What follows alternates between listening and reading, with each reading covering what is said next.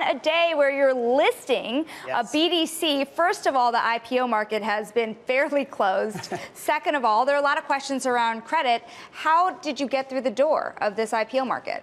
Well, certainly a momentous day for Palmer Square, and the key was differentiation. If you look at our strategy, it's different from what is the traditional middle market BDC in that we have an opportunistic credit strategy where we can be more active on a risk management basis. We can navigate markets. We can see the stress as an opportunity and use that to actually not only generate yield, but also total return. So investors saw that, and we're so pleased to be here now.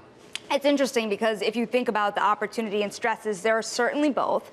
And people are starting to get less worried about a severe recession. So they're diving into riskier parts of the credit market. How are you sourcing opportunities right now? And where is the issuance coming from, given how weak the leveraged loan market has been as of late? Yeah, I mean, the good thing about our strategy is we play in multiple markets. So from a sourcing perspective, we're playing in the large, broadly syndicated market, which is about $1.5 trillion in value. We're also doing large direct private credit, which has obviously taken off over the last 12 to 24 months.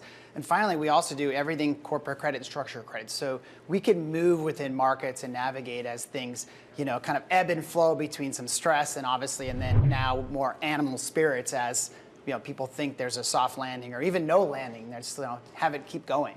Where are the stresses most profound to you today? Yeah, we really believe if you look at the smaller middle market lending community, I mean, you're seeing interest coverage ratios that range from 1 times to maybe 1.5. And if you do have an economic slump and people are wrong, those companies are going to be under stress. So it'll be interesting to see how private equity firms react, how private credit firms react.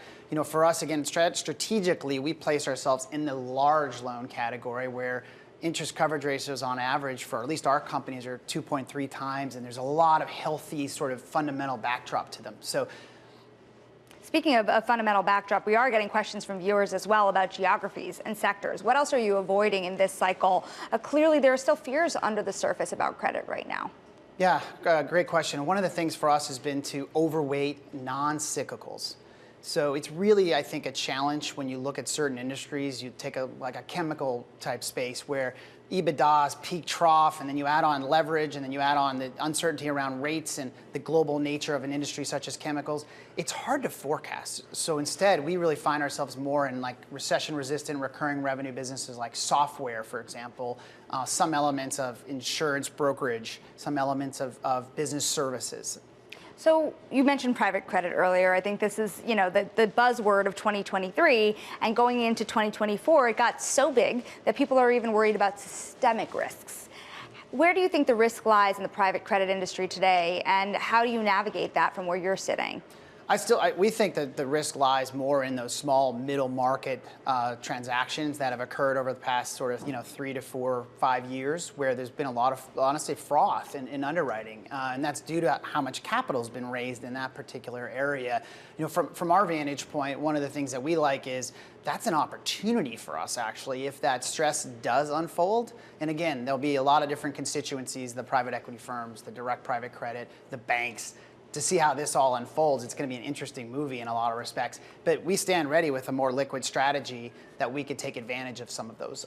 When it comes to private credit also, I mean, there's a lot of question about the money pouring into the space. Is there too much money chasing too few deals, even among the bigger guys? At this juncture, we don't believe so. I mean, if you look right now, I mean, there's no doubt there's so much private equity dry powder. So M&A is picking up. We're seeing that. Refinancings are picking up as people want to make sure and get out in front of the upcoming maturity wall.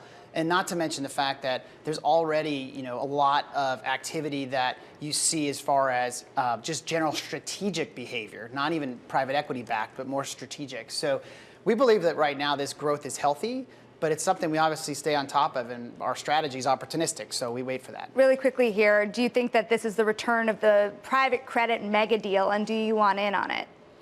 We're company specific. I do think you're going to see mega deals. You just saw one of the largest fundraisers ever of a peer of ours in private credit. We would obviously look at it.